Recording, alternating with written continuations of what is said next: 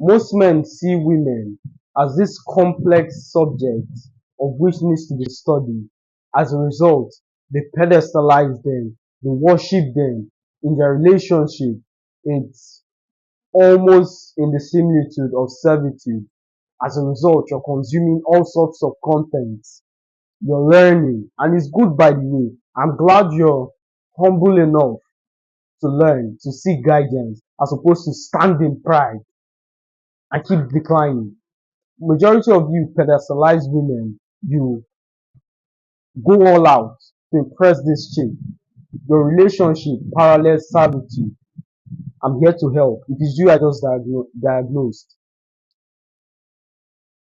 Your problem is you like this lady too much. Let me give you an explanation, which poses this paradox of the person I like doesn't like me, whereas the person I don't like likes me. It's because the person you don't like, you're being your most genuine self. Whereas the person you like, you're trying to portray a version of which you believe they will fall in love with. And unfortunately, first of all, you're not going to be confident because that's not your persona. Second is, the only thing you can project on a long enough time frame is yourself. So whether you're getting it right or wrong with this new personality, you're not sure. You're just relying on feedback, whether she's going to agree. So it's just messed up. Well, what if she doesn't like you?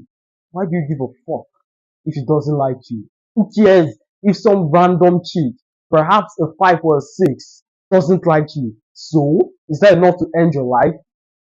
There are girls prettier than her. Maybe you don't have their phone number yet, but they exist. I guarantee you, they do. From personal experience, they do. Some peasant lady isn't enough for you to pedestalize your life. In fact, that's actually disgusting to your bloodline who fought one round for ammunition during the Biafran War to keep your dumbass alive so you can end it because of 4 didn't respond on time. It's asinine. So what you can do in that case, first of all, become the best version of yourself. Become the true version of yourself. Because authenticity is key. Authenticity breeds confidence. By default, when you're authentic, there are so many things you wouldn't have to learn. If you're authentic, you're confident by default. I kind of overuse this analogy. Yeah. Have you ever seen a drunk Muslim man? Exactly. Because their religion prohibits the faith practitioners to sip alcohol. So that religion in and of itself is like a garrison amongst its people. So the concept of alcohol doesn't exist to them. That's one. So being authentic saves you a lot of things, saves you a lot of experiences, saves you a lot of time learning things that are just a byproduct of that course. Majority of you like solving problems by effect. Not only is that cumbersome, but it's parallel to trying to cut a tree by plucking out its branches. Think of how absurd that sounds. That's the same way you're trying to solve problems by striking the tentacles individually as opposed to going for the head. Before you get to tentacle 3, he would have strangled you or flung you away. So attack causes, not effects. Ever seen someone, a salesman, with an authentic product? You can feel the confidence literally. That's why people who are able to replicate this confidence, irregardless, are paid very well and they are able to conduct all kinds of scams. That when someone picks up a device, this device is authentic. You can do X, Y, Z. Go on, test it. He's so confident in that product that sometimes, nah, it's fine. When I get home, I'll test it. I trust you, bro. This is someone you just met 10 minutes ago. So authenticity is key. And this is a new concept I came out from the top of my head. I wasn't planning to say this. This is something I just discovered now. That authenticity breeds confidence. Maybe we'll do a larger series on that one concept. But authenticity breeds confidence. So be authentic. And secondly, you're most likely to fall for the complacent trap.